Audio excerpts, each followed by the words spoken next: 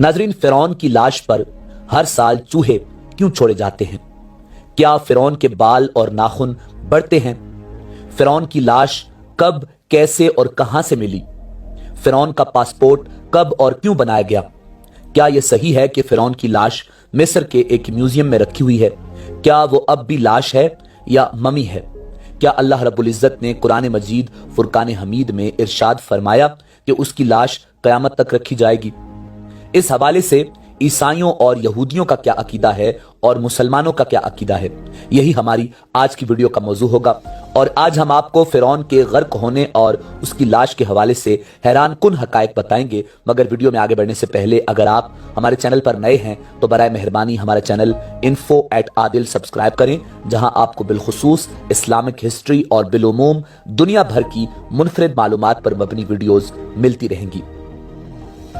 नाज़रीन, साल 1891 से पहले इस दुनिया का कोई इंसान नहीं जानता था कि खुदाई का दावा करने वाले फिरौनों की लाशों का क्या हुआ था, या उनकी बाकियात कहां हैं, या कहीं हैं भी या नहीं। तमाम आसमानी किताबों में इस वाकया का जिक्र तफसील से मिलता है कि अल्लाह के पैगंबर हजरत मूसा अला नबीना अलैहिस्सलाम और बनी इसराइल कौम का पीछा करता हुआ एक फिरौन पानी में गर्क होकर अपनी फौज समेत मर गया था, जबकि हजरत मूसा अला नबीना अलैहिस्सलाम और उनकी कौम को पानी ने अल्लाह के हुक्म से गुजरने का रास्ता दे दिया था। मगर उसके बाद उसका क्या हुआ था, इस बारे में किसी भी किताब में नहीं लिखा हुआ। मगर कुरान मजीद फुरकान हमीद में उसके अंजाम के बारे में एक बहुत ही अजीब बात लिखी गई थी, जिसकी किसी को समझ नहीं थी।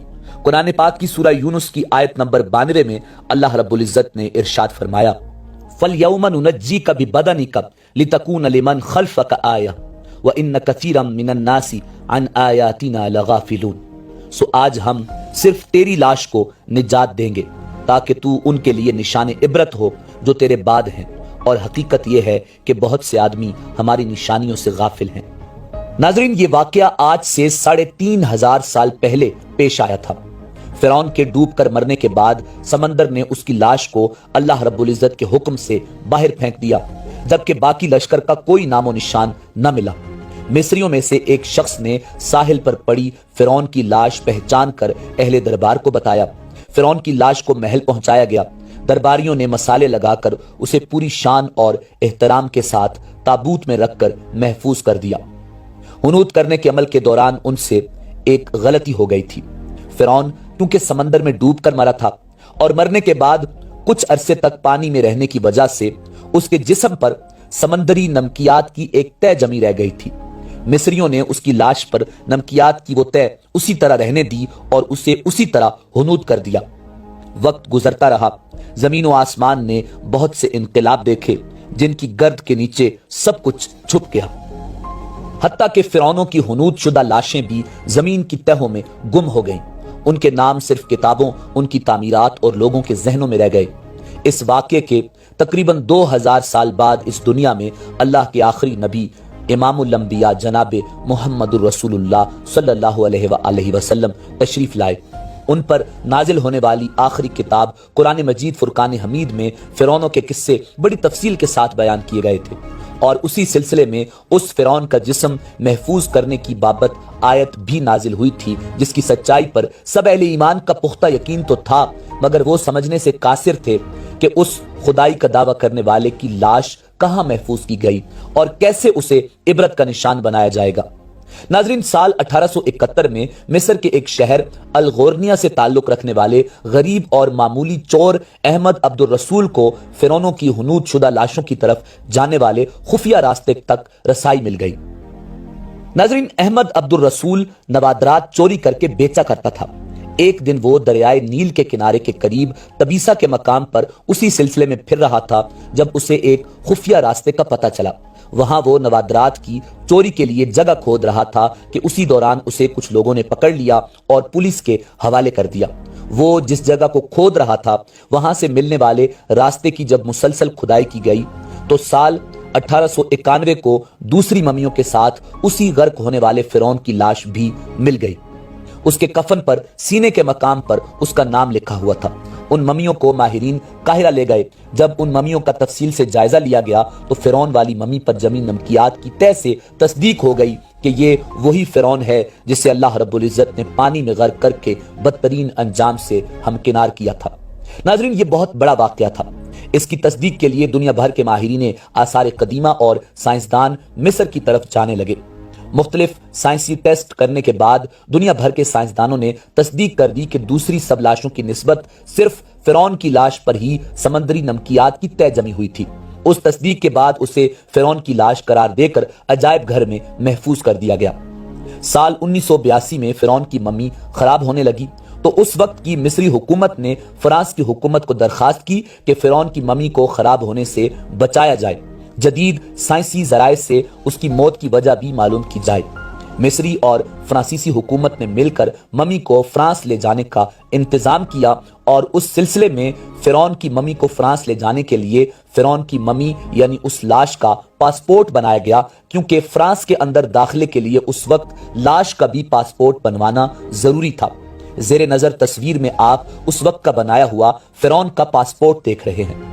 ناظرین، کہا جاتا ہے کہ جب فرعون کی لاش کو فرانس پہنچایا گیا تو ایئرپورٹ پر اس دور کے فرانسیسی صدر بذات خود حکومت کے اعلیٰ عہدیداروں، تمام وزراء اور فوج کے افسران کے ساتھ استقبال کے لیے موجود تھے۔ فرعون کی لاش کا استقبال کسی عظیم زندہ بادشاہ کی طرح کیا گیا۔ فوجی دستوں نے سلامی دی۔ فرعون کی ممی کو ماہر ڈاکٹروں کی ٹیم کے حوالے کیا گیا۔ اس ٹیم کی سربراہی ڈاکٹر مورس نے کی۔ مائکروسکوپ ٹیسٹوں کے ذریعے ممی کے تمام اعضاء کا باریک بینی سے جائزہ لیا گیا تو معلوم ہوا کہ اس کی لاش اور جسم میں سمندری ذرات ابھی تک موجود ہیں اور اس کا گوشت ہر روز تازہ ہوتا ہے اور بڑھتا ہے، اور موت کی وجہ بھی پانی میں ڈوبنے کی وجہ سے ہوئی تھی۔ ایک بادشاہ کی موت پانی میں ڈوبنے کی وجہ سے ہو، یہ ڈاکٹر مورس کے لیے حیران کن بات تھی۔ اس نے اس ممی کے بارے میں مزید جاننے کی کوشش کی تو اسے معلوم ہوا کہ اس بادشاہ کی موت کے حالات مسلمانوں کے نبی امام الانبیاء جناب محمد الرسول اللہ صلی اللہ علیہ وآلہ وسلم پر اترنے والی کتاب قرآن مجید فرقان حمید میں تفصیل سے درج ہیں۔ اسے علم تھا کہ جہاں سے یہ لاش ملی ہے وہ ایک اسلامی ملک ہے۔ تجسس کے ہاتھوں مجبور ہو کر وہ مصر پہنچا۔ وہ ایک سائنسدان تھا۔ اس نے اس معاملے میں مصر کے ایک سائنسدان سے ملاقات کی۔ اس سائنسدان نے قرآن پاک کھول کر اسے سورہ یونس کی آیات 90 تا 92 کا ترجمہ لفظ بلفظ سنایا۔ فرعون کا خدائی کا دعویٰ، اس کا پانی میں ڈوب کر مرنا اور پھر پانی سے نکال کر اس کی لاش کا ہنوت ہو جانا اور پھر دوبارہ لاش کا ملنا اور پھر اس کی لاش کو جدید سائنسی دور میں دوبارہ محفوظ کیا جانا، سب کا اشارہ ایک جانب تھا اور بہت واضح تھا۔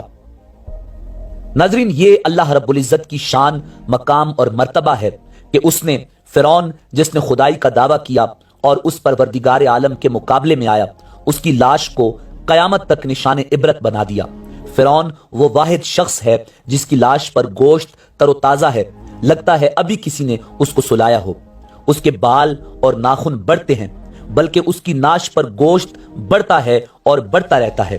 ہر سال 15 مارچ کو اسی میوزیم میں چوہے رکھے ہوئے ہیں جو اس کے اوپر چھوڑے جاتے ہیں اور وہ اس کا بڑا ہوا گوشت کھا جاتے ہیں اور پھر اس کی ڈریسنگ کی جاتی ہے اور اس کو دوبارہ شیشے میں رکھا جاتا ہے۔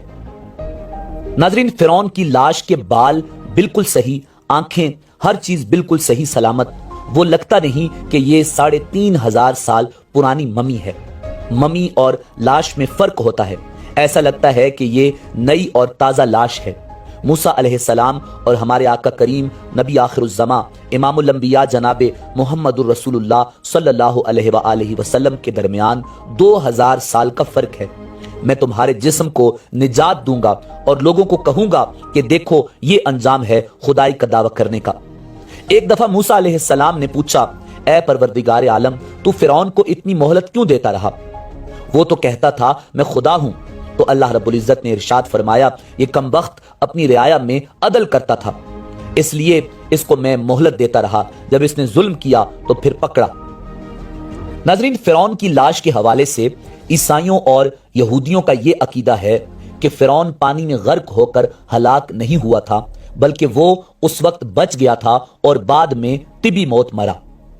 اور قرآن مجید فرقان حمید کی آیات بینات کے مطابق مسلمانوں کا یہ عقیدہ ہے کہ فرعون کو اللہ رب العزت نے پانی میں غرق کر دیا تھا اور قیامت تک اس کی لاش کو نشان عبرت بنا دیا۔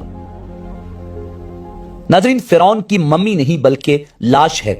فرعون کی لاش ایسے محفوظ کر کے دنیا کے سامنے لا کر رکھ دی گئی کہ انٹرنیٹ کی ایک کلک پر رسائل و جرائد پر ٹی وی چینلز پر اور عجائب گھر میں اربوں انسانوں کی آنکھوں کے سامنے پچ کی قابل ترس حالت میں موجود ہے، عبرت کے لیے، سوچنے کے لیے کہ عبادت کے لائق اور ہمیشہ رہنے والا وہی ہے جو سب کا خالق اور رازق ہے۔